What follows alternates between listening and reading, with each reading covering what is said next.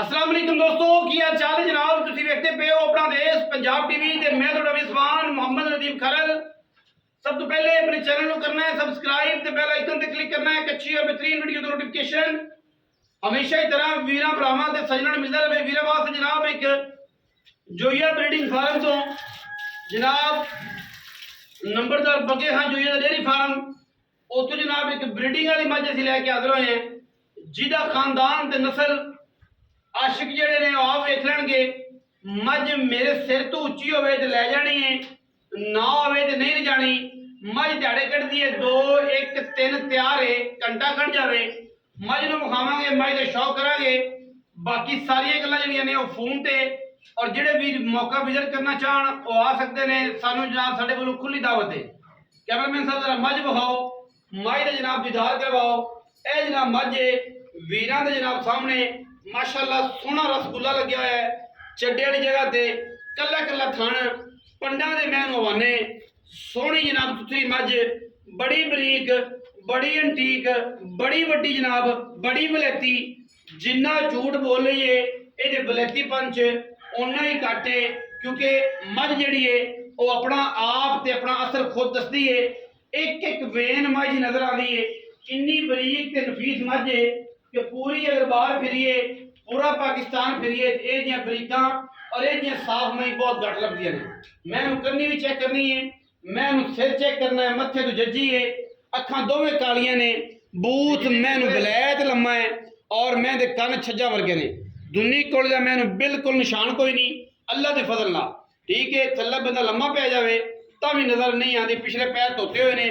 बड़ी वलैती मझ है, बड़ी क्लास की मझ है और बड़े खानदान वाली मझ है।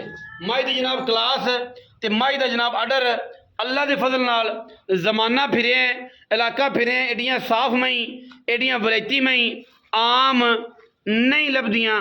कोशिश पूरी है लेकिन हर बंदा वलैती वलैती आखदा है, ये वलैती आम नहीं लभदियां।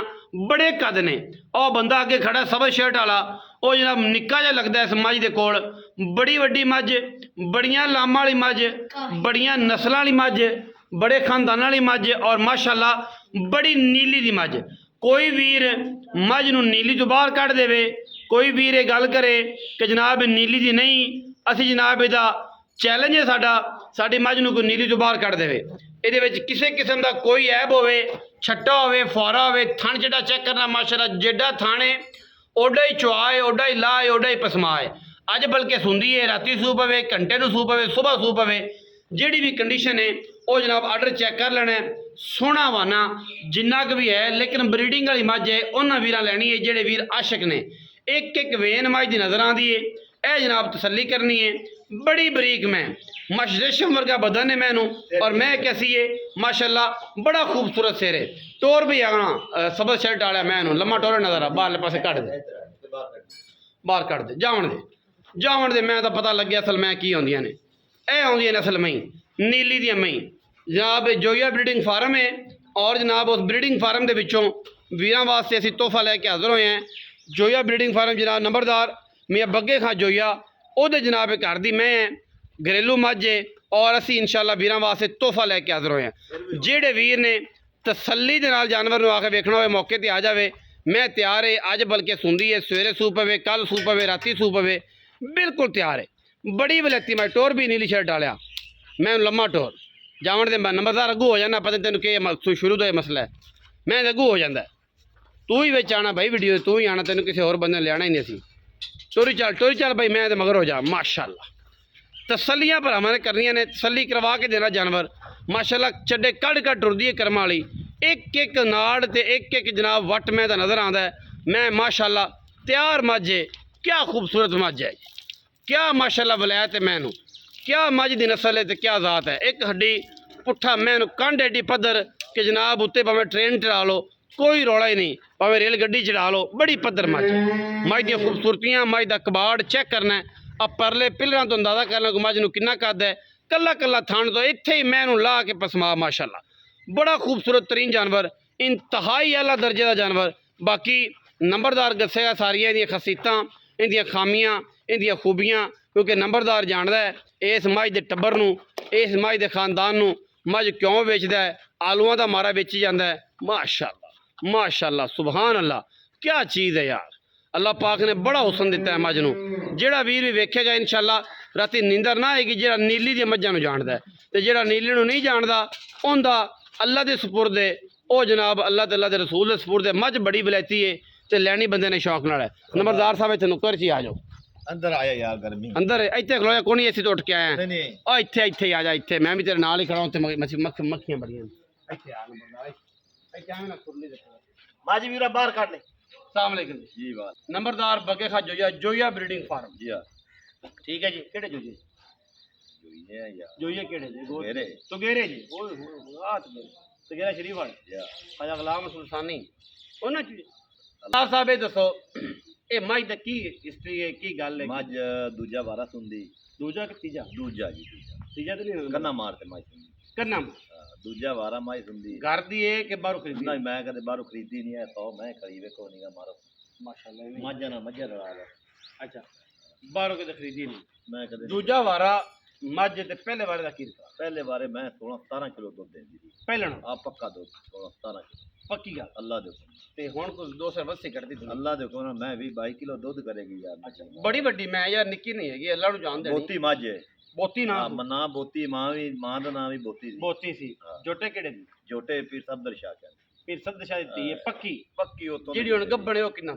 ਹੁਣ ਗੱਬਣ ਮਾਨਕੇ ਤੋਂ ਜਿਹੜਾ ਮਾਨਕੇ ਵਾਲਾ ਪੁੱਤਰ ਨਹੀਂ ਸੀ ਮੇਰੇ ਕੋਲੇ ਹਾਂ ਉਹਦੇ ਤੋਂ ਮਾਨਕੇ ਦਾ ਪੁੱਤਰ। ਮਾਨਕਾ ਕਿੰਦਾ ਸੀ? ਮਾਨਕਾ ਕਾਦਰੀ ਮੇਲ ਵਾਲਾ ਕਾਦਰੀ ਮੇਲ ਵਾਲਾ ਮਾਨਕਾ, ਉਹਦਾ ਪੁੱਤਰ ਹੈ ਤੇਰੇ ਕੋਲ। ਮੇਰੇ ਕੋਲ ਸਾਰਾ ਉਹਦੇ ਤੋਂ ਗੱਬਣ। ਉਹਦੇ ਤੋਂ ਸਾਰੇ ਜ਼ਮਾਨੇ ਨੂੰ ਪਤਾ ਹੈ, ਕੋਈ ਦੱਸਣ ਪੁੱਛਣ ਵਾਲੀ ਗੱਲ ਨਹੀਂ ਜਾਂ ਕੋਈ ਝੂਠ ਦੀ ਗੱਲ ਨਹੀਂ ਕਿ ਜਨਾਬ ਐਵੇਂ ਮਾਨਕਾ ਆਖ ਦਿੱਤਾ। ਇਹ ਉਹਦੇ ਤੋਂ ਆ ਵੀ ਕੱਟੀ ਉਥੇ ਦੀ ਆ ਕੱਟੀ ਆ ਮਾਨਕੇ ਦੀ ਆ ਵੀ ਕੱਟੀ ਖੜੀ ਆ ਸਾਹਮਣੇ। ਠੀਕ ਹੈ ਜੀ।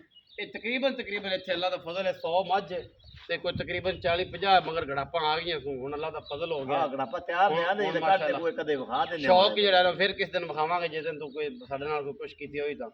ਹੁਣ ਐਵੇਂ ਤੇ ਡੇਲੀ ਤੇਰੀ ਮੈਂ ਵਿਖਾਈ ਰੱਖੀ ਹੈ।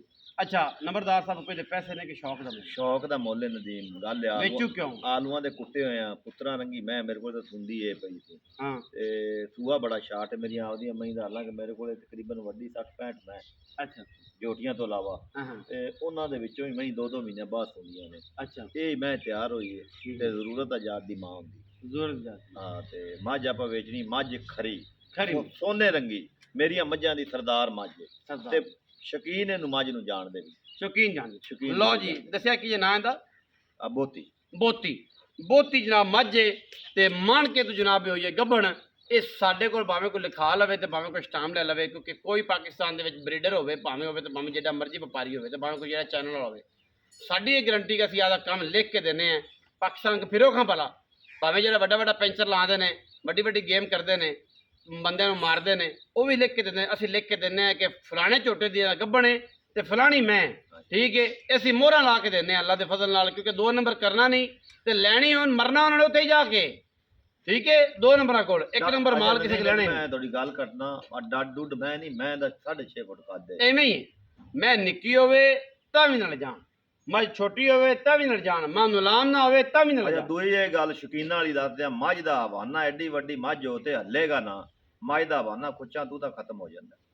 ਜਿੰਨੇ ਮੱਝ ਨੂੰ ਪੁਆਇੰਟਸ ਹੁੰਦੇ ਨੇ ਨਾ, ਸਾਰੇ ਮੱਝ ਨੂੰ ਪੁਆਇੰਟਸ ਪੂਰੇ ਨੇ। ਸ਼ੌਕੀਨ ਆਂਦੇ ਨੇ ਹਵਾਨਾ ਖੁੱਚਾਂ ਤੂੰ ਤਾਂ ਖਤਮ ਹੋ ਜਾਵੇ ਤੇ 1.5 ਇੰਚੀ ਥਾਣ ਹੋਵੇ।